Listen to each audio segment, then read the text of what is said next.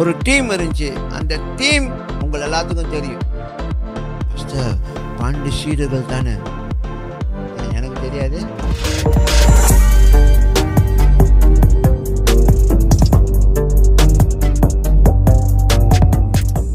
இந்த ஊழியத்தை செய்யும்பொழுது அவருக்கு நிறையா சேலஞ்சஸ், நிறையா சவால்கள், நிறையா போராட்டங்கள், நிறையா எதிர்ப்புகள், அதே நேரத்தில் நிறையா தேவைகள் இருந்துச்சு. இயேசு கிறிஸ்து தேவை இருந்துச்சா? அவர் ஊழியம் செய்கிற நாட்கள் 3 வருஷம் ஊழியம் செய்யும்பொழுது தேவை இருந்துச்சா இல்லையா? அவருக்கு தேவை இருந்துச்சா இல்லையாங்க? பேசுங்க. தேவை இருந்துச்சா இல்லையா? இருந்துச்சு. அப்போ அந்த தேவைகள் யார் சந்திச்சா?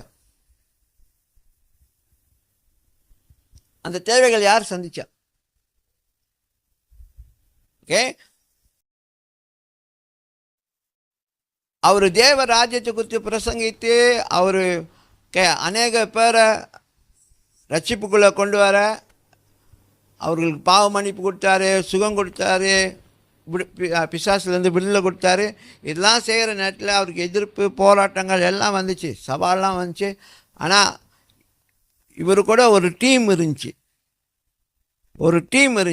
அந்த டீம் உங்கள் எல்லாத்துக்கும் தெரியும். ஃபஸ்ட்டு 12 சீடர்கள் தானே, எனக்கு தெரியாது.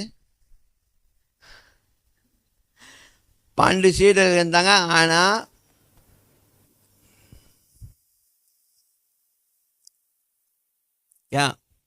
அவங்க அவர் கூட ஊர்துணையாக இருந்தாங்க.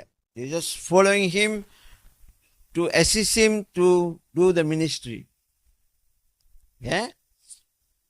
But there were other people apart from the disciples. சீடர்கள் காட்டிலும் மற்ற சிலர் இருந்தாங்க. அது விசேஷமாக அவர்கள் ஒவ்வொருத்தரும் பெண்கள். முக்கியமாக 3 பெண்கள் அவருடைய வாழ்க்கையில், அவருடைய ஊழியத்தில் அதிகமான அக்கறை எடுத்து, இன்ஃபேக்ட் அவங்கள எப்படி வேத ஆராய்ச்சியாளர்கள் காண்பிக்கிறாங்கன்னா, இவர்களும் சீடர்கள் தான். ஓகே, ஆனால் அன்னைக்கு சீடர்கள் பெண்கள் வெளிரங்கமாக வெளியில் ஊழியம் செய்ய முடியாது. அந்த நாட்களில் பெண்கள்லாம் வீட்டில் இருக்கணும், சேர்ச்சுக்கு வந்தாலும் அடங்கி இருக்கணும். புருஷன் பேசுகிற நேரத்தில் நீ பேசாமல் இருக்கணும், நீ பேசக்கூடாது. ஏய் பிள்ளைக்கு பால் கொடு அதெல்லாம் சொல்ல முடியாது. பால் போத்தில் எடுத்து பிள்ளைக்கு பால் கொடு, நான் போய் அதை பார்க்கணும் இதை பார்க்கணும் பண்ண முடியாது. கொண்டாடி தான் செய்யணும் யூதருடைய கலாச்சாரத்தில்.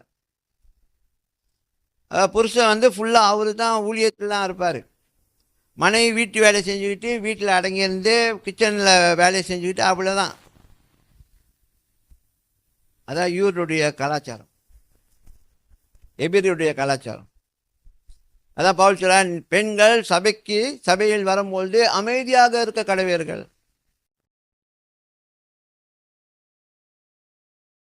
புரியுதா? ஸோ இது ஒரு இஷ்யூ.